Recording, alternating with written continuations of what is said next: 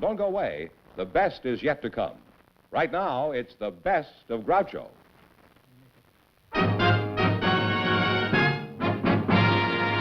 It's Groucho Marx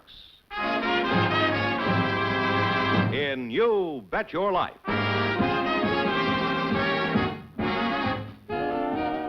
Brought to you tonight by Lever Brothers, makers of Blue Liquid Whisk, the full-range laundry detergent.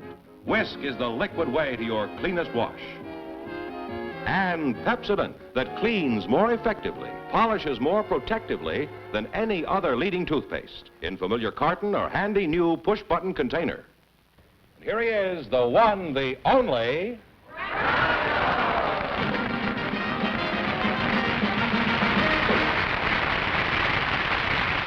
Well, here I am again with a chance for each of our couples to win up to $10,000. And if any of them say the secret word, they'll win an extra $100. Back into the atmosphere, huh? George, you think every housewife in America knows about Whisk? Well, let's do our part and tell them right now. Well, ladies, the red cap on this can of Whisk is all that's between you and the liquid way to your cleanest wash. There's one red cap you'll be happy to tip. Blue Liquid Whisk is the full-range detergent. This means that Whisk gets all the family wash beautifully clean, including tough stains beyond the cleaning range of powder detergents. Carry on, George. I'll never take a powder. Yes, Whisk is the blue liquid concentrate that works on the full range of family wash, including problem stains. Here's how. You can pour liquid Whisk full strength right on the spot. It dissolves instantly, penetrates deep into the stain, and later rinses completely, is mild to fabrics. Those are its liquid assets. Look, stains are gone in one washing, and you have whites and colors to be proud of. Try Whisk in your machine. You've got nothing to lose but the date in your clothes. Groucho, I'd like you to meet Angeline Papadakis and Joseph Interligi. So vote you in, please, and meet Groucho Marx. Welcome to You Bet Your Life. Say the secret word, and you each take home an extra $50. It's a common word, something you see every day. Angelina Papadakis and Joseph Interligi, yeah? Papadakis and Interligi, it sounds like an intersection in Scranton, Pennsylvania. I can just hear a young couple saying, I'll meet you at 3 o'clock in the morning at Papadakis and Interligi. My name is Joseph Interligi. Yeah? Interliggi. He can spell it, too. Can you spell it? No, I'm sorry, I can't. I assume Papadakis is a Greek name, is that right? That's right. So I'll dispense with that question. Now, what part of Guatemala are you from? I'm from Enid, Oklahoma. Are you married? Yes, I'm married. Oh, how did you meet Mr. Papadakis? Well, I met him at a Greek baptism. He asked me to go out with him at the baptism, and I told him that I couldn't go out with him. You threw cold water on the whole deal, I suppose. Well, why couldn't you go out with him? Well, didn't you like him? Well, yes, I liked him, but it's a Greek custom that the second daughter can't go out until the first daughter is married. So he says... Couldn't he marry your sister first? And then... Well, fortunately, my sister got married a month later. Oh. So my husband was spending all his time with me. What'd you do? You'd call him up and say, my sister just got married, rush over? I invited him to the wedding. Oh, my sister's wedding. Sister's wedding. Yes. And so he was spending all his time with me from then on. And my father-in-law wanted him back in San Pedro to tend to business. Did he bring your sister a present to the wedding? Yes. What did he bring her, do you remember? No, I don't remember. I wasn't thinking about wedding presents at the time. No, not much. So well, what business is your father-in-law in? Well, he has 5 liquor stores. Well, would you have married him if he'd had 5 grocery stores? Well, I would have married him if he had 5 banks. Well, that I can understand. Now then, Mr. Interligi, My name, no, Mr. Interligi, Mr. Groucho. My name is Joseph Interligi. Interliggi. You know, I'm getting so that I can spell it now, too. Well, let's find out some facts about you. Are you of Italian descent? My father and mother are.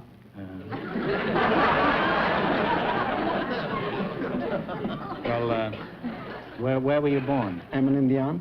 Where? Emin Indian. Emin Indian. That's right, till the time I was 4 years old. What is it like in Emin Indian? I don't know about it, because I was young. Well, is it anything like it is in Muncie, Indiana? Well, I can't remember, because I go away from Emin Indian to Cleveland, Ohio when I have 4 years old. You went to Cleveland when you were 4 years old? That's right. What'd you go, for the World Series? No, from Cleveland, Ohio, Daddy and Mama take me to Sicily. How long were you in Italy? 16 years. Oh. I'm from Sicily. Sicily. C-I...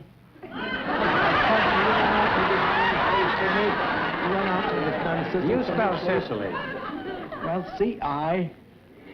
So far, you're spelling Chicago. Cincinnati. Energy, please. S-I-C... S-I-C... I-N-T-E-R-L-E-G-G-I. Sissy Interleggy, yeah? I never know Interlici. I-N-T-E-R-L-I-G-G-I. Now, what did you do in Sicily, Joe? Did you have a job there? Yes, I have. What did you do? Well, when I was the age 8 years old, like I say, when Daddy take me to Sicily, I used to take my shoes off and socks and mix the clay on my feet. And started to mix the clay. And the age 11 years old already, I was profession to make a 1,000 brick every day. You made 1,000 brick every day? That's right. And when I was at the age of 14 years old, I have a 7-man under me.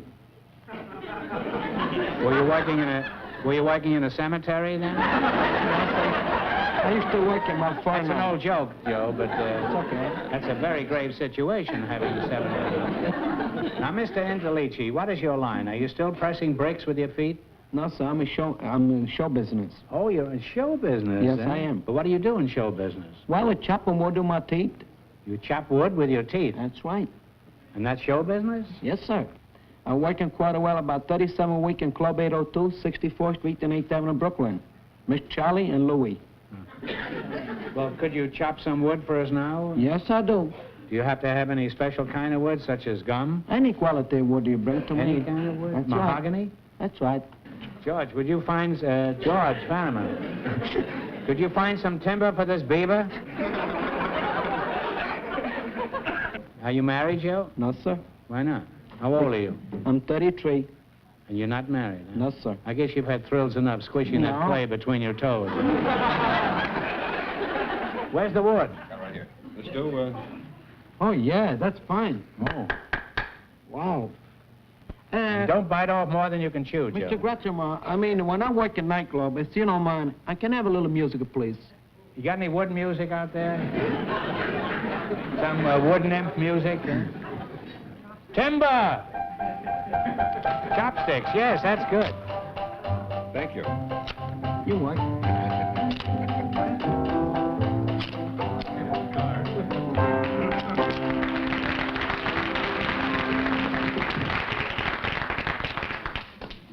That's spectacular, Joe.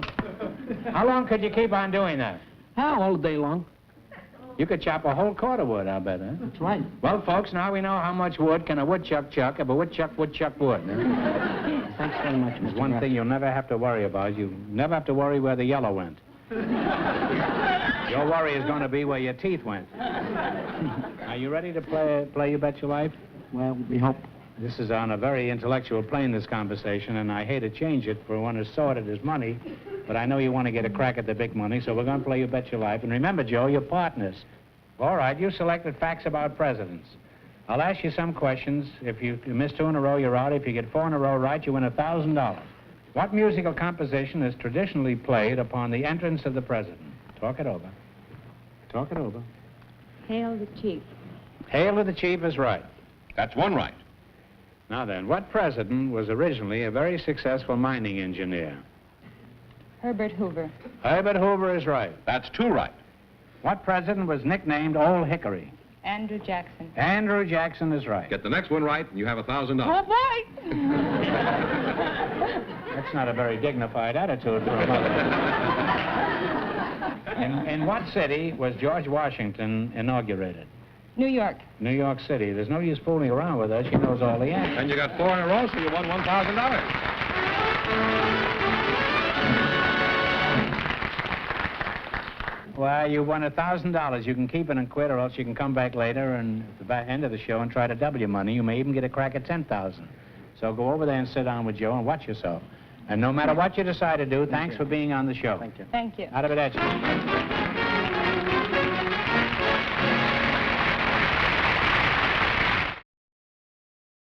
Groucho, Mitzi Lynn, and Mr. Ralph Berry are waiting to talk to you. So, folks, you go in, please, and meet Groucho Marx. Welcome to You Bet Your Life. Say the secret word and divide an extra $100. It's a common word, something you always have with you. Mitzi Lynn and Ralph Berry, is that right? Mr. Berry, there's something familiar about you. You're somebody I should know. Let's see, Berry, let's see, is it Straw? No. Raz? No. Well, give me a few minutes to figure it out while I talk to your partner, okay?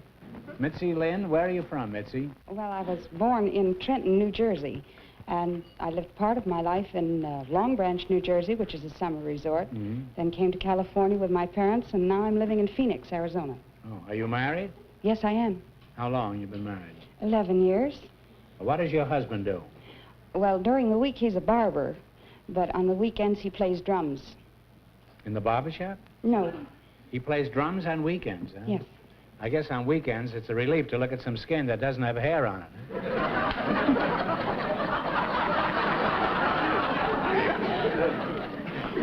Take your time. We have no place to go anyway.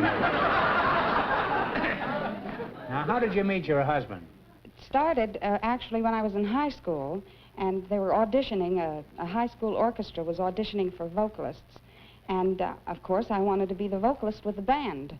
So I dressed up and went into the auditorium, and wanting to make a grand entrance, I walked into the darkened auditorium with my head held high, walked smack into the drums, and my husband and both of us wound up on the floor. Well, what were you auditioning for? As vocalist for the school orchestra. Let's see. Well, can you remember what song you sang? Oh, yes. It was a fine tune that was introduced by Eva Tangway called I Don't Care, and I even remember it now. You do? Today. Well, could you sing it for us now? Well, if the orchestra can play it in well, my key, I guess I can. know. I don't know. What key would you sing it in? You know? F. In F, huh? F. Could you play I So. Don't Care in F, Jack? That's Jack Meakin over there. They say I'm crazy, got no sense, but I don't care. They may or may not mean offense. I don't care. You see, I'm sort of independent. I am my own superintendent, and my star is on the ascendant. That's why I don't care. I don't care. I don't care what people think of me.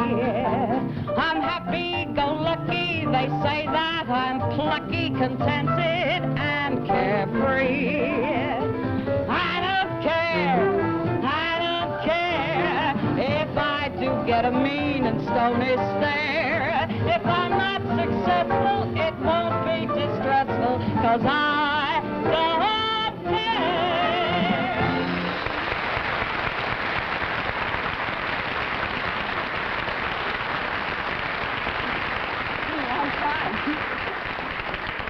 That was very good.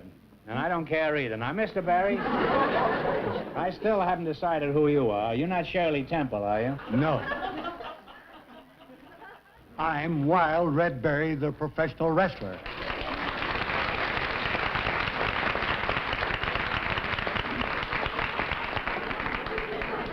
Wild Red Berry? I never heard of him. I know who you are, Red. I knew it all the time. I've never seen you wrestle, but I'd like to go to one of your rehearsals sometime. Red, I'm going to ask you a straightforward question, and I expect a crooked answer. Now tell me, is wrestling really fixed? No. I knew I'd get the truth out of you. Took some doing, but I managed it. Now, why do you say that? Give us the real dope. Because wrestling, I am proud to be a member of the greatest athletic institution in all the world. It's certainly an institution, but why are you so happy about this? And because when I enter into a town, the first thing I do is go up to the citizens of the city and engage them fellows to interesting youth clubs and teenage organizations. And if we can firmly impress upon the young boys and girls the old but true principle that crime does not pay, then we might prevent many future crimes that might be otherwise committed once they have started down the road of dishonest in crime. And I, as a wrestler... Just a moment, just a moment. Here. Oh, just a moment. And I, as a wrestler... Oh, you want to make something out of it? more interested in the building of youth clubs and teenage organizations than I am in construction of bigger and better jails. Well, that may be, but how can you tell them crime doesn't pay if they go down to see you wrestle? Will you please hold your aberration in abeyance, my boy? Now, Red, if you can throw these other wrestlers around like you throw the bull, you should be the greatest wrestler in the world. Have you ever thought of that? I am the greatest wrestler in all the world. You are. On what basis do you make this modest claim? Have you ever won anything of importance? I mean, in the ring. Groucho, for your information and edification, I was world's light heavyweight wrestling champion 3 times. I was junior heavyweight champion of the world 1 time. I was champion of all Texas. I was Central States heavyweight wrestling champion and Heart of America heavyweight wrestling champion. Is that sufficient evidence? How do you account for your success, Red? You don't seem to be particularly large and muscular. How can you beat all these gorillas? Are you better at memorizing the script? Because of my brilliant intellect. Because I cause my opponents to proceed into a state of bewilderment, genuine uncertainty, and a disturbing sense of inferiority, and on the horns of dilemma, and I paralyze, pulverize, terrorize, demoralize, eradicate, destroy, demolish, ostracize, and drive them to the sodden depths of despair and right through the mat. You just talk him to death, is that it? You talk in the ring, too, like this? Doesn't it bewilder your opponents? I baffle, befuddle, and confuse them. Oh. Have you had any mishaps in the ring? I mean, have you ever had any bad bruises? I have had my ribs broke, my collarbone, my shoulders, my hands are broke up, my teeth knocked off. Had enough... Wait a minute. You said the secret word. Okay, Ducky. Up in the bird nest. You said the secret word, so you win $50. With the conversation you were making there, you were bound to say the secret word. Every other word. Now tell us what happened to you. What have you broken in the ring?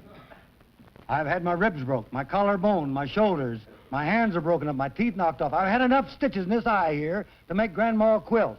And as you know, my cauliflower years were not... I didn't get them by answering telephone calls and swinging doors. And I had my neck broke and my back broken. Well, Red, now I remember where I've seen you. You were hanging up in a meat market. I want to ask you a question. Why did you want to make a quilt for your grandmother? Now, how can you have all these broken bones and still say that you're in good physical shape? Why? Because medical authorities tell me at Mayo Clinic and Research Kansas City, where I go through every year, that I'm a specimen of physical perfection. And I'm just like a 16-year-old boy. I have the proclivity and the endurance, the stamina, an orderly mind, tiger-sharp-brained, and split-second accuracy, and all the attributes that it takes to be in physical condition. This is what the doctor told you at Mayo? He told me that. He says, you have it, boy. And how soon after that did they take the doctor away?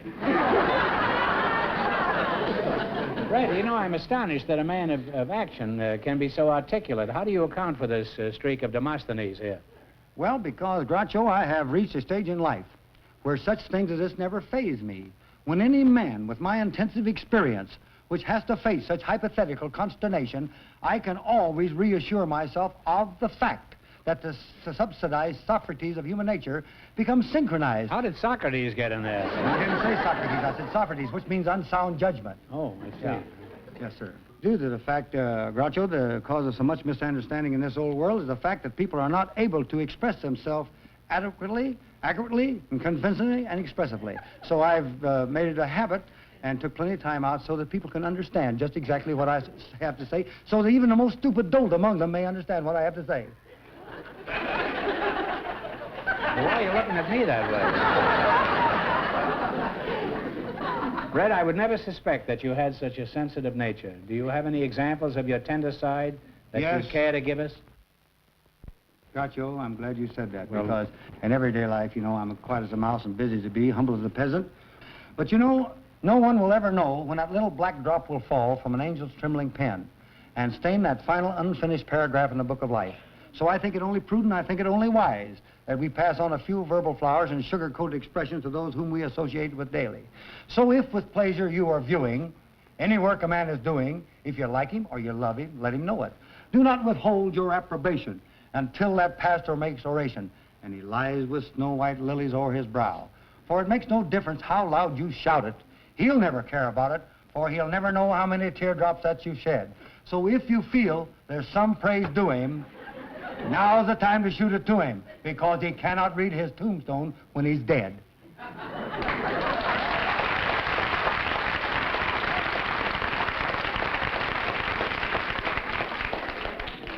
If you don't get the Pulitzer Award for poetry this year, Brad, that was simply beautiful. There isn't a dry eye in the house.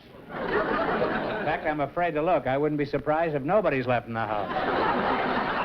Hello out there! Well, this has been a most enlightening evening. It's one of the most enlightening evenings I've spent in years. I'm still in the dark, but it sure has been enlightening. Now, let's play You Bet Your Life. You understand the game? Yes, sir. Will you throw Mr. Fenneman over your shoulder? All right. Now, you selected folk tones and old-time favorites. The orchestra will play the tune. You tell me the name of it. If you miss 2 in a row, you're out. If you get 4 in a row right, you win $1,000. All right. What is your answer on the first one? Let's have some noise. Well, that's one you've lost. Now, now we go on to the second one, then. Here's a barbershop quartet favorite. Play it, Jack.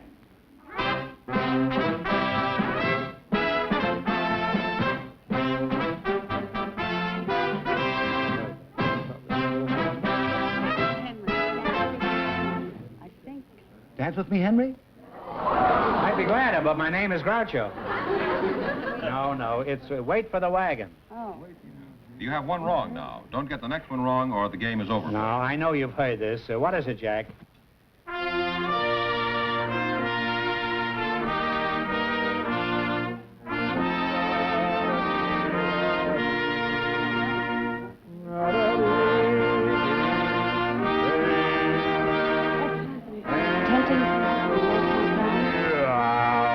Camping on the old... Well, that's close enough. Tenting on the old campground.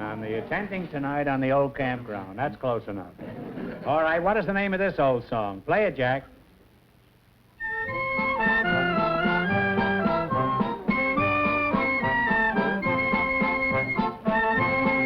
Oh, where has my little dog gone? I don't know, but that's the right answer. You have 2 right now. Now, what is this one? Hit it, Jack.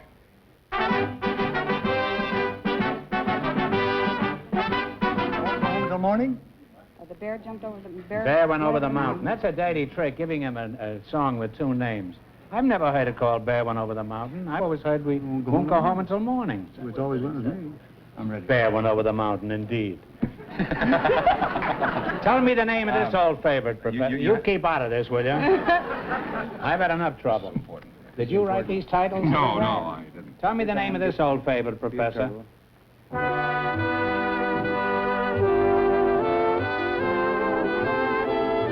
What is it? My old Kentucky home. No, I'm sorry. That's where the bear went over the mountain. I think you got 4 in a row, so you win $1,000 You won anyway. $1,000, huh? Give her a big kiss, right? Wait a minute now, just a moment. Won $1,000. You can keep it and quit. A bear went over the mountain. Or you can come back at the end of the show and try to double your money. You may even get a crack at $10,000. So go over there and sit down on his lap and think about it. And no matter what you decide to do, thanks for being on the show. Thank you. You're Out of it. Your contribution is my Now, in just 1 minute, we'll see which of our couples is going to try for the big money tonight. Well, Groucho, Mitzi Lynn and Wild Red Barry have decided to keep their winnings, but our first couple wants to tell us their decision, so here they are, Mrs. Papadakis and Joseph Interligi. Would you come in, please? Would you come back? Interlegi. You're right. No, Interligi. Interlegi. See? Interliggi. Now you won $1,000. If you decide to try for the 10 and you fail, you wind up with a total of 500. What are you going to do? You can quit. Well- You can go ahead. I'd like to continue. You want to continue? What about you, Joe? We'll continue. All right. You're going for the big money. Get together and pick a number from 1 to 10, then spin the wheel. If any number, Number 5. besides... Wait a minute. If any number... Don't chew the wheel up either, huh? If any number besides the one you pick comes up, the question is worth $2,000. If your number comes up, the question is worth 10. What number do you want? 5. Is that all right with you, 5? Well, I like 8. Well, take 13. We'll give you 8. You want 8? 8. 8, all right? All right. Give it a Fine. time.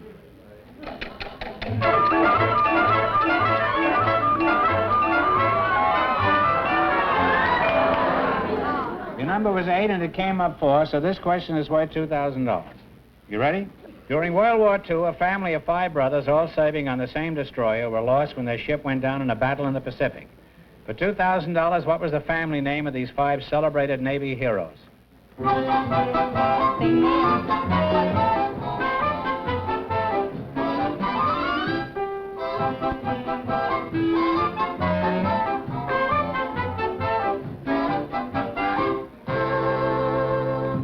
Mr. Ingelaghi, what is the answer? Geez, I don't know, Mr. Batson. What's the answer? I saw the movie, too. Well, I don't know. it's the Sullivans. Sullivan boys. That's right. I'm sorry you Sorry. missed it, but you wind up with a total of 500. That isn't too bad. Congratulations, and thanks for being with us.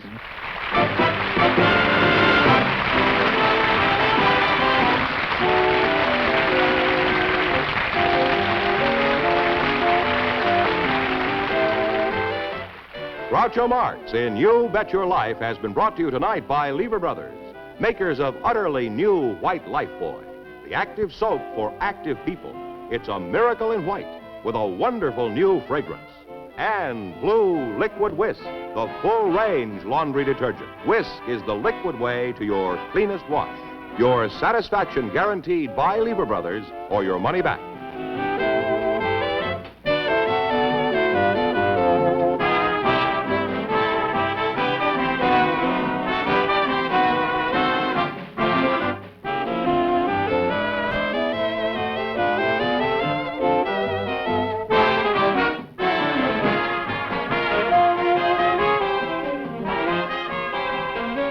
Join us again next week when we'll bring you another of our outstanding shows on the best of Groucho.